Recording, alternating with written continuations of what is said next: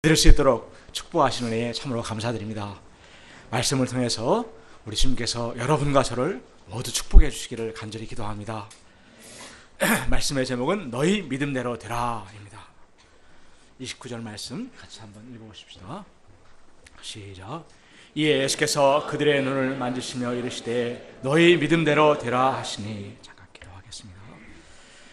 걸어가신 아버지 하나님, 수많은 문제와 질병과 또 사건 속에서 고통하는 저 인생들을 주께서 불쌍히 여기시고 친히 육신을 입으시고 이 땅에 메시아로서 찾아와 주신 것을 참으로 감사합니다.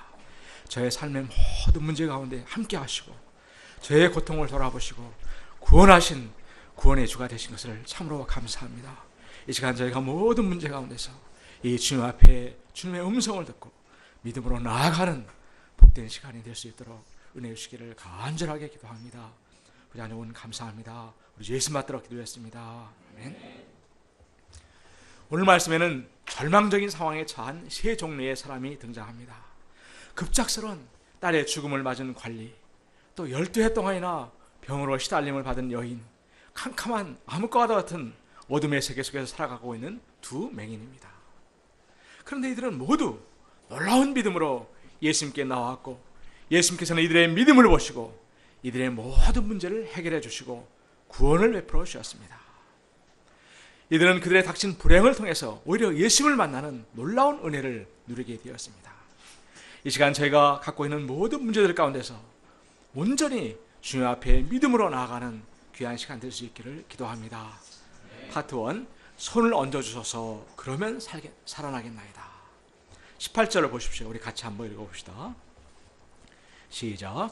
예수께서 이 말씀을 하실 때 한 관리가 와서 사람에게 이르되 내 딸이 방금 죽었으나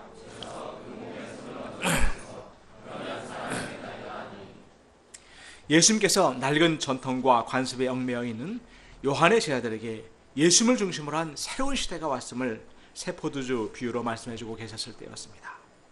그때 얼굴이 하얗게 질린 한 관리가 가쁜 숨을 몰아쉬면서 예수 앞에 나와 무릎을 꿇고 절하면서 말하였습니다.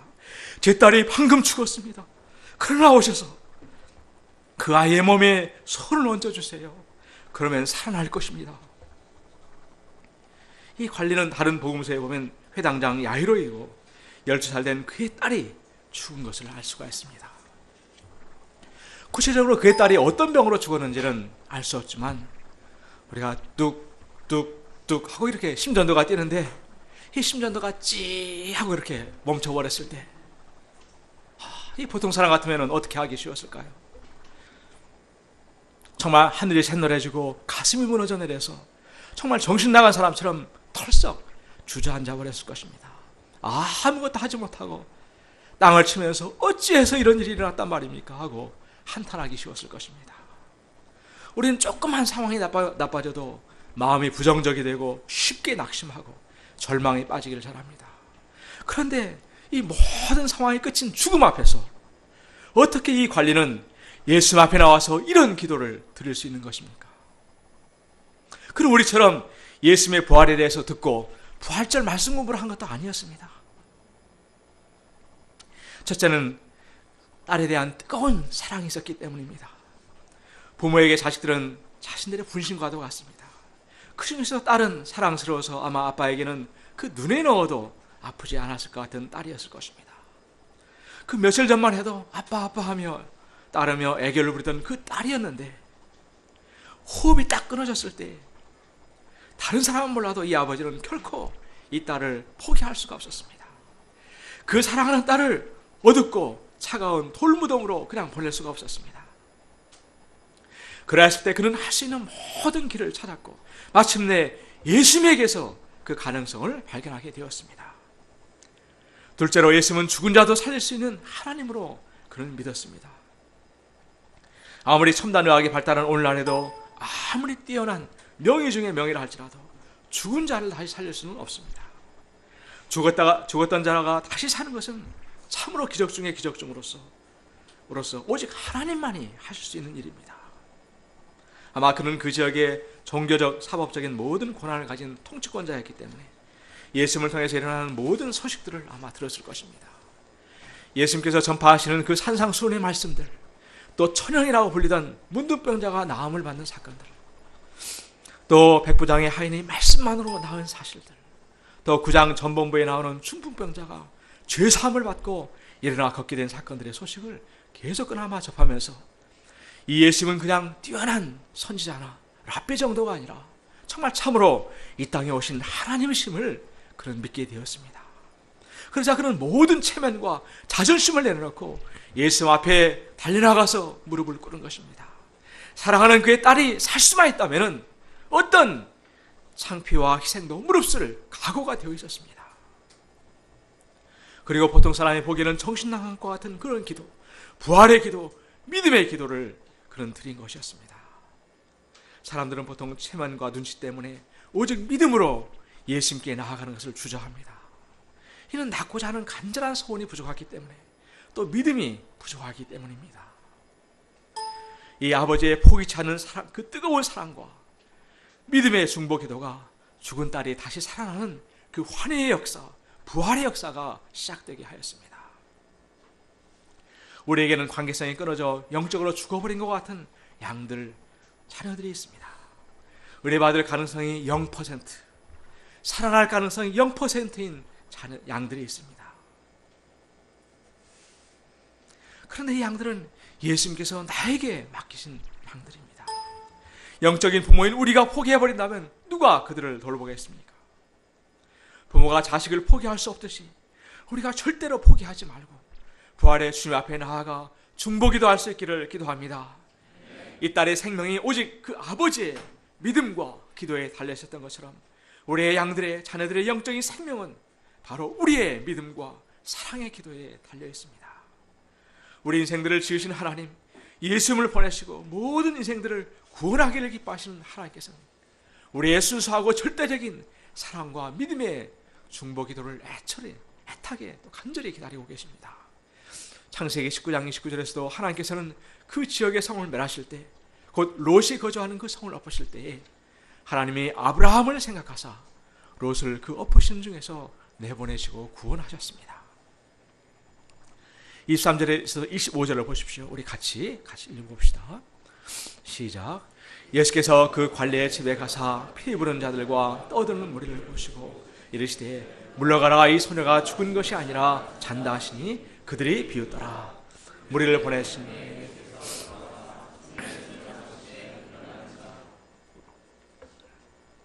예수님이 도착하셨을 때 사람의 그 잠을 끊어내는 듯한 애잔한 피리소리와 아이고 아이고 곡하는 소리로 그 집은 어지러웠습니다. 당시 장례 풍습은 직업적으로 곡을 해주는 사람을 불렀고, 심지어 가장 가난한 사람들도 둘 이상의 피리 부는 사람들을 불렀다고 합니다. 이는 곡이 없거나 소리가 적으면은 그 장례를 불행하다고 보았기 때문이었습니다. 그리고 친구들이나 친척들은 옷을 찢고 죄를 뒤집어 쓰기도 하였습니다. 피지도 못한 이 꽃과 같은 이 소녀의 죽음 앞에서 사람들이 할 수 있는 것이라고는 옷을 찢고 죄를 뒤집어 쓰고 슬픈 음악을 연주하면서 통곡하는 것뿐이었습니다. 그러나 생명의 주시오 부활의 예수님은 이 소녀가 죽은 것이 아니라 잔다 말씀하시고 이런 모든 죽음과 슬픔의 분위기 가운데 있는 그런 사람들을 물리치셨습니다. 예수님의 그 말씀을 비웃는 자들도 몰아내셨습니다. 그리고 들어가셔서 차갑게 굳은 그 소녀의 손을 잡으셨습니다. 예수님의 그 손을 통해서 부활의 주님의 그 생명이 그 소녀에게 흘러 들어가자 소녀가 다시 헐떡 일어나게 되었습니다. 예수님은 생명을 주관하시는 생명의 주인이 되십니다. 사람은 본래 흙으로 지음을 받아서 육체는 그 흙덩어리에 불과합니다. 그러나 하나님께서 그 생기를 불어넣으셨을 때 생명을 부여받아 살아있는 생명이 되었습니다. 예수님은 창조주로서 육체에 영을 불어넣어 주시는 생명의 수여자가 되십니다. 누구든지 부활이여 생명이 되신 이 예수님과 접촉이 되고 그 음성을 듣게 되면 죽은 생명이 살아나게 됩니다. 이 죽은 소녀가 다시 살아난 사건은 장차 일어날 성도들의 죽음과 그 부활을 예표해 주는 그 사건이 됩니다. 예수님에게는 죽음이 없습니다. 예수님은 육체의 죽음을 잠이라고 말씀하십니다. 잠은 피곤을 풀어주고 에너지를 축적해주고 참 쉼과 안식을 줍니다. 이 때문에 우리는 잠을 사모합니다. 특히 우리 목자님들, 사모님들은 늘 잠이 부족해서 정말 잠을 한번 실컷 자봤으면 하는 소원을 갖고 있습니다.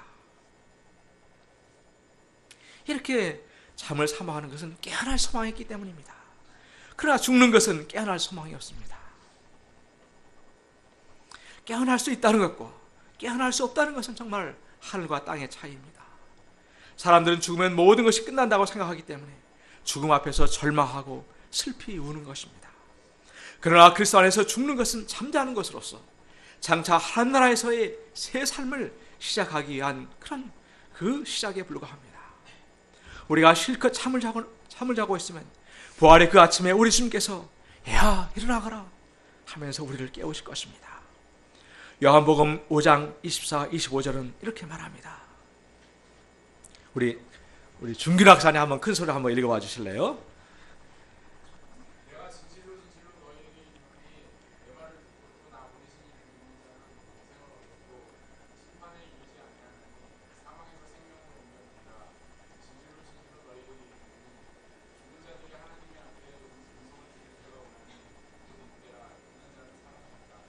아멘.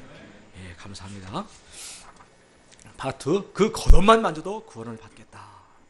20절 21절을 보십시오. 12해 동안이나 혈증으로 앓는 여자가 예수의 뒤로 와서 그 겉옷관을 만지니 이는 제 마음에 그 겉옷만 만져도 구원을 받겠다 하니라. 예수님과 일행들이 그 관례의 집을 향해 가고 있을 때 12해 동안 혈루증을 앓고 있던 여인이 예수님의 뒤로 와서 그 옷가를 만지는 사건이 일어났습니다.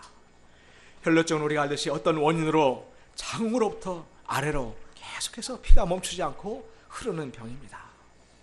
누가복음에서 그 여인이 예수님의 옷가에 손을 대니 혈루의 근원이 즉시 그쳤더라 하는 걸 보면 예수님께 나아가는 그 순간에도 피가 흘러내리고 있었음을 알 수가 있습니다. 여인들은 매달 그 달거리를 합니다. 한 달에 며칠 하는 것도 정말 힘든 일일 텐데 1년에 365일 그것도 12년 동안이나 흘러내렸다고 생각해 보십시오. 우리 피부의 세포도 피로부터 영양과 산소를 공급받아야 윤기가 나고 탄력이 생기는데 또 우리 자매님들은 모공만 좀 커져도 이 신경을 쓰고 주름만 생겨도 힘들어하는 세상인데 이 여인은 그 생명의 피가 계속 빠져나왔기 때문에 아마 그 피부가 죽어가고 있었을 것입니다. 그 창백한 얼굴의 눈 밑에는 커다란 이런 다크서클이 생겼을 것입니다. 누가 개똥 쓰기 좋대? 아니야, 여자에게는 오미자가 좋대. 아니야, 경동시장에 그 다나 한약방이 있는데 진짜로 용하대. 아니, 아산병원에 그쪽에 완전 전문가 중에 전문가인 다자박 의사가 미국에서 왔대. 그 소문 등에 이 여인은 안 해본 것, 안 가본 곳이 없었을 것입니다. 마가음 5장에서는 많은 의사에게 많은 괴로움을 받았고 가진 것도 다 허비하였을 때 아무 효험도 없고 도리어 더 중하여졌던 차에 이렇게 말하고 있습니다. 여인은 재산도 날리고 몸은 더욱더 나빠지고 삶의 모든 희망을 잃고 죽어가고 있었을 것입니다. 무엇보다도 그녀를 힘들게 하는 것은 그 율법의 정죄였을 것입니다. 레위기 15장 2절부터 6절까지 우리 같이 한번 교독해 봅시다. 이스라엘 자손에게 말하여 이르라. 누구든지 그의 몸에 유출병이 있으면 그 유출병으로 말미암아 부정한 자라.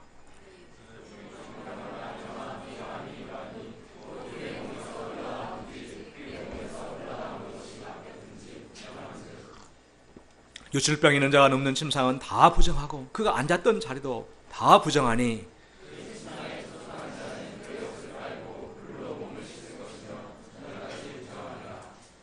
유출병이 있는 자가 앉았던 자리에 앉는 자는 그의 옷을 빨고 물로 씻을 것이요 저녁까지 부정하리라. 율법은 그녀가 부정한 여인이었을 뿐만 아니라 그녀가 앉았던 자리에 다른 사람이 앉았으면 그 사람도 부정을 타게 된다고 말하고 있습니다. 그 부정을 탄 사람은 그 옷을 빨고 물로 씻고 그날 저녁까지 부정한 자가 되어버립니다. 이러한 여인이 아마 사랑하는 가족들, 친구들과 같이 정상적인 생활을 할 수가 없었을 것입니다. 사람들로부터 또 사회로부터 격리되어 생활해야 했고 결혼을 아마 꿈도 꿀 수 없었을 것입니다. 자신이 하나 앞에 부정한 자요 사람들을 부정케 하는 자라는 그 낙인은 참으로 이 여인을 힘들게 했을 것입니다.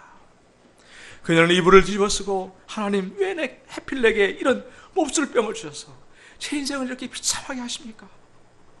하고 아마 데모를 하고 자신의 인생을 저주하며 막 살 수도 있었을 것입니다. 그런데 그녀가 예수님을 알게 되었을 때 그녀는 주님께 대한 놀라운 믿음을 갖게 되었습니다. 그녀는 관리처럼 공식적으로 앞으로 나아가 도움을 구할 수도 없고 손을 얹어달라고 청할 수도 없는 처지였지만 그녀는 예수님의 그 겉옷만 만져도 구원을 받겠다라고 생각했습니다. 우리 그 영어로 그 21절 말씀을 우리 알렉스 왔습니까? 알렉스가 좀 읽어봐 줄래요?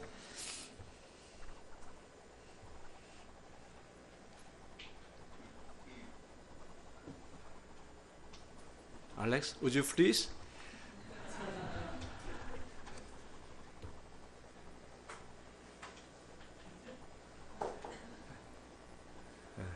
선우가 좀 읽어줄래요? 다시 한번 크게 좀 읽어주실래요?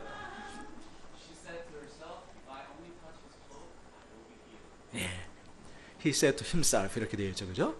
만약에 그녀가 예수님을 인간으로 봤다면 내가 손을 내면 그 예수님이 부정하게 될 것이라고, 부정을 타게 될 것이라고 생각했을 것입니다. 그러나 그녀는 오히려 예수님의 그 겉옷자락, 그 술을 만지기만 해도 낫겠다고 생각하는 것입니다.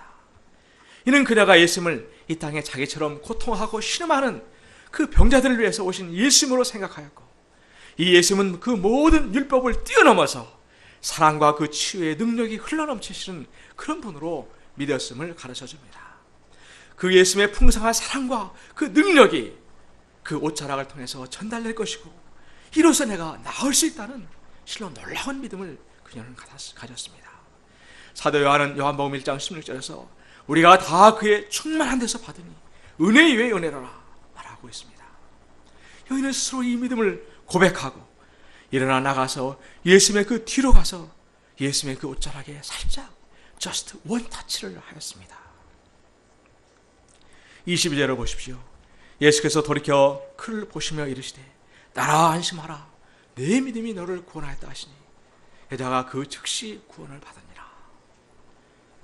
예수님은 믿음의 그 터치를 하시고 뒤를 돌아보셨습니다. 그 예수님의 눈과 무엇을 몰래 훔치다 들킨 놀란 사람처럼 그 토끼 눈이 된 그 여인의 눈이 딱 이렇게 마주쳤을 것입니다. 예수님은 두려워하는 이 여인에게 따라 안심하라 말씀하셨습니다. 예수님은 여인의 율법을 어기고 부정한 손으로 몰래 손을 댔다고 책망하지 않으셨습니다. 오히려 그 여인의 믿음을 보시고 사랑스러운 딸로 영접해 주셨습니다. 여인의 그 겉모습은 결코 사랑스럽지 못했습니다. 그러나 여인의 믿음으로 나왔을 때 영광스러운 하나님의 딸로 영접해 주시고 아버지의 그 마음과 사랑으로 따라 안심하라 말씀해 주신 것입니다. 불안과 두려움과 자의식과 죄의식과 수치심으로 가득한 그 여인의 마음에 참 평강을 주시고 힘과 용기를 북돋아 주신 것이었습니다. 더 나아가서 여인의 그 믿음을 축복해 주셨습니다. 내 믿음이 너를 구원하였다. 예수님은 여인을 그 육신의 질병에서 고쳐줄 뿐만 아니라 정신적인 영적인 질병에서 구원해 주셨습니다. 율법의 정죄에서 해방시켜 주시고 그녀의 마음과 영혼까지도 치료해 주셨습니다. 또 공동체에서 소외, 관계의 단절 등 모든 문제에서도 회복의 역사를 이루어 주셨습니다. 참으로 이 예수님은 모든 율법과 형식을 뛰어넘는 사랑의 주님이시오, 그 어떤 질병도 낫게 해줄 수 있는 권능의 주님이 되십니다. 본문의 그 여인은 그 예수님의 옷자락만 만져도 구원을 입었습니다. 그런데 우리에게는 예수님께서 흘려주신 그 놀라운 속죄의 피가 있습니다. 우리가 주님의 그 피를 우리의 심령에 뿌림받고 믿음으로 나아갈 때 그 어떤 10년, 20년, 30년 된 고질병도 반드시 나을 수 있음을 믿습니다. 3, 파트 3, 내 믿음대로 되라. 이 17절을 보십시오. 우리 같이 한번 큰 목소리로 한번 같이 읽어보시겠습니다. 시작. 예수께서 거기서 따라가실새 두 맹인이 따라오며 소리를 질러 이르되 다윗의 자손이여 우리를 불쌍히 여기소서 하니. 26절을 보면 죽은 관리의 딸이 살아난 소문이 그 온 땅에 퍼졌다고 되어 있습니다. 본문의 두 맹인도 이러한 소식을 들었을 것입니다. 그리고 이들은 다윗의 자손이여 우리를 불쌍히 여기셔서 예수님께 나와 있었습니다. 다윗의 자손이라는 것은 그들이 그렇게 고대하던 메시아의 또 다른 호칭이었습니다. 그들은 예수님을 바로 자신과 같이 어둠 속에서 고통하는 인생들을 구원하러 오신 메시아임을 확신하였습니다. 따라오면서 소리를 지른 것을 보면 처음에는 예수님께서 이들을 못 들은 척 하신 것 같습니다. 그러나 그들은 포기치 않고 줄기차게 따라오면서 소리를 질렀습니다.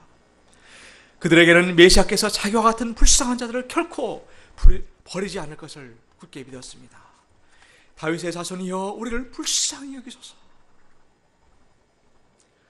예수님 당시도 이렇게 병든 자들, 죄인들, 소외된 자들, 가난과 고통 가운데 사는 자들이 메시아 예수님을 영접하였습니다. 당시 부와 권세를 누리며 배부르게 살고 있던 헤롯의 사람들이나 기득권을 가진 바리새인들, 사두개인들은 예수님을 배척하였습니다. 로마의 복음이 전파될 때도 하층민들, 노예들 사이에서 복음이 급속도로 전파되었습니다. 과말 우리나라에서도 신분 차별을 받고 고통하던 그 하층민들, 또 가부장적인 그런 사회에서 억압받던 여성들이 먼저 복음을 영접하였습니다. 28절을 보십시오. 우리 동규 크게 한번 읽어봐 주실래요?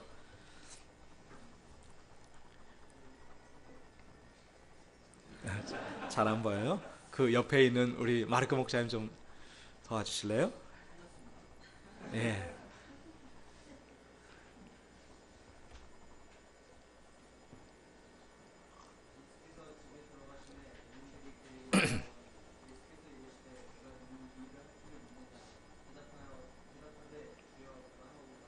예, 감사합니다.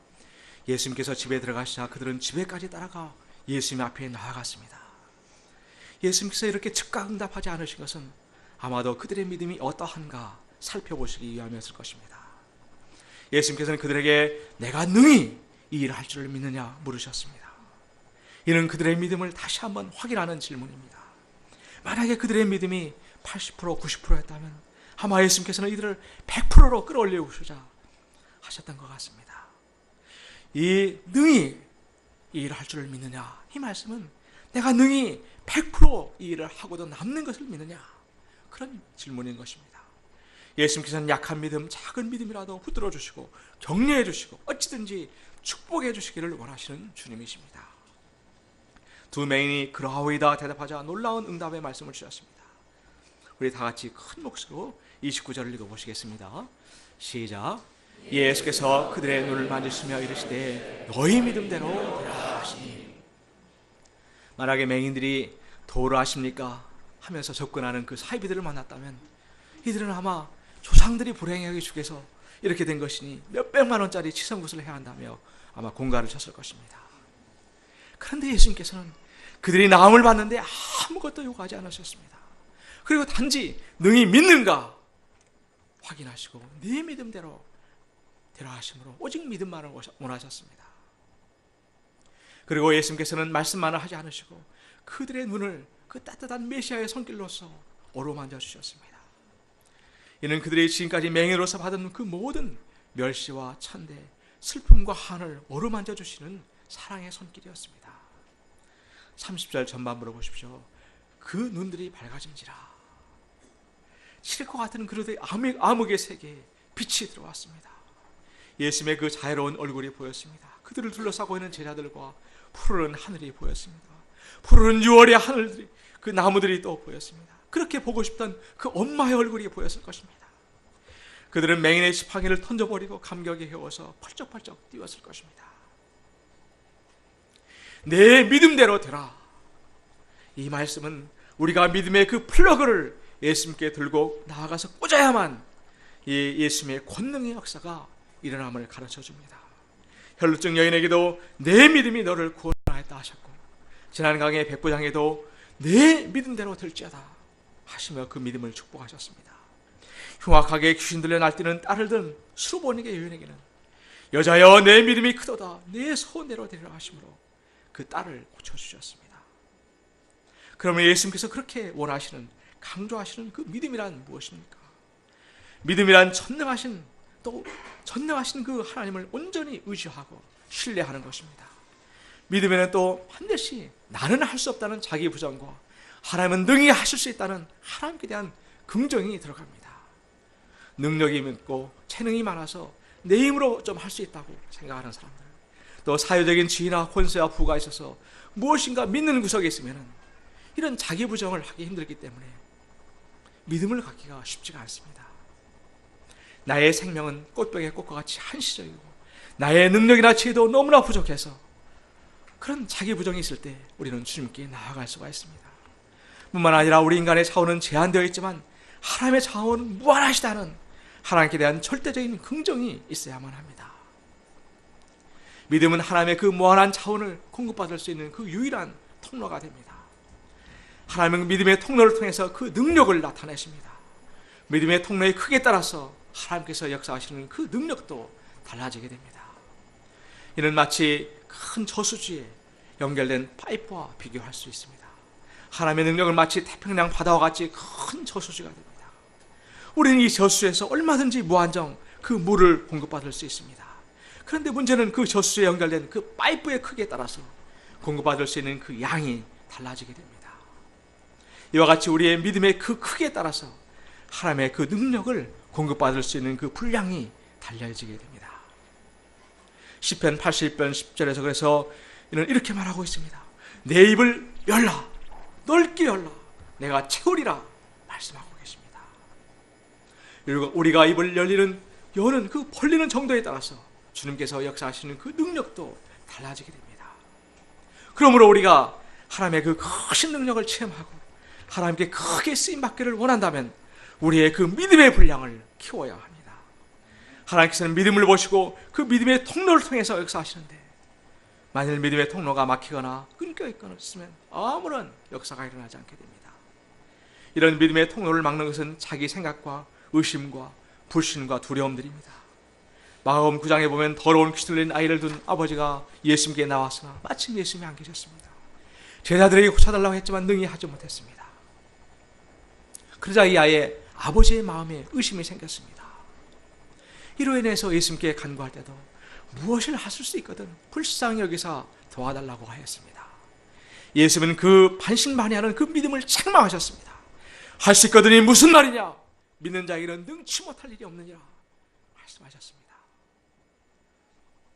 우리는 살아가면서 반드시 뭔가를 믿고 살아가게 되어 있습니다. 물질이나 지위, 부모나 자식 또는 동역자와 같은 그런 사람을 의지하기도 합니다. 21세기 발달한 과학 문명 하에서 우리는 인간의 이성이나 지식이나 경험, 발달한 과학이나 의술을 의지하기 쉽습니다. 나의 건강도 이런 것들을 의지할 때 예수님의 그 말씀보다는 의사의 말이 더욱더 크고 중요하게 들립니다.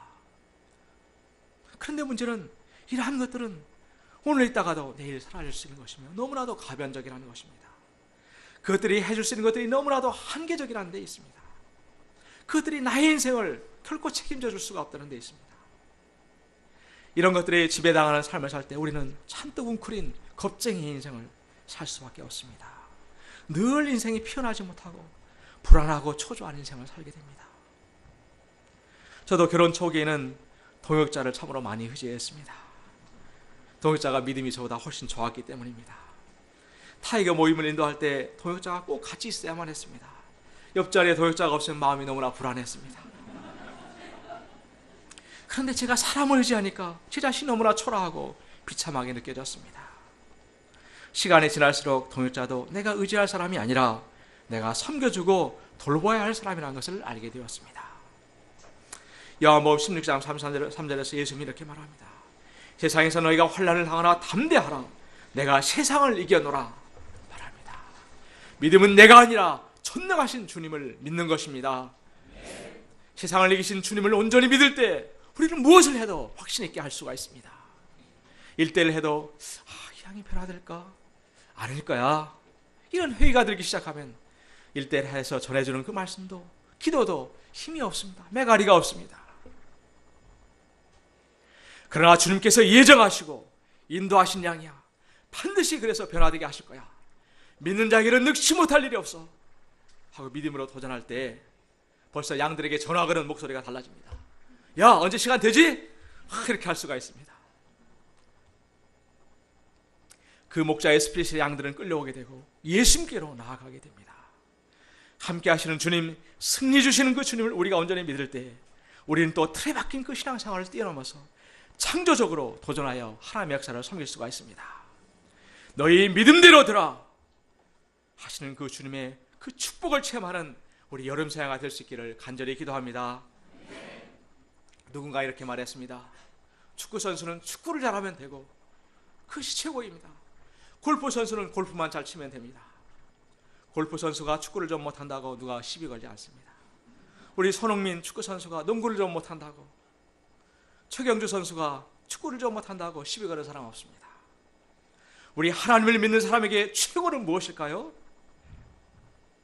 우리가 무엇을 잘하면 될까요? 네, 믿음입니다. 다른 것은 좀 부족해도 주님께 대한 온전한 믿음이 있으면 그것이 최고입니다. 그것을 하나님께서는 가장 귀하게 여기시고 기뻐하시고 그것을 통해서 축복하십니다. 저희 모두가 예수님께 대한 믿음으로 인정받는 자요, 하나님을 기쁘시게 하는 믿음의 사람들이 될 수 있기를 간절히 기도합니다. 우리 29절 말씀 읽고 같이 기도하고 마치겠습니다. 시작. 예수께서 그들의 눈을 만지시며 이르시되 너희 믿음대로 하시니. 거룩하신 주님, 믿음을 기뻐하시고 믿음을 축복하시고 너희 믿음대로 들어 말씀하시는 주님을 인하여 참으로 감사합니다. 아버지 하나님, 저의 부족한 믿음과 또 사람들의 눈치와 체면을 보는 그런 인간적인 생각들, 또 세상을 의지하는 참 이 부족한 믿음을 저희가 불쌍히 여기시고 제가 이를 회개하고 다만 온전히 믿음으로 나아갈 수 있도록 도와주시기를 간절하게 기도합니다. 상황을 탓하고 한계를 탓하고 주변 사람들을 탓하고 원망하는 어리석은 자가 되지 아니하고 나의 믿음 없음을 회개하고 주님께 나아가는 저희가 될 수 있도록 은혜 주시기를 간절하게 기도합니다. 부장님 오늘 감사합니다. 우리 예수 받들어 기도했습니다.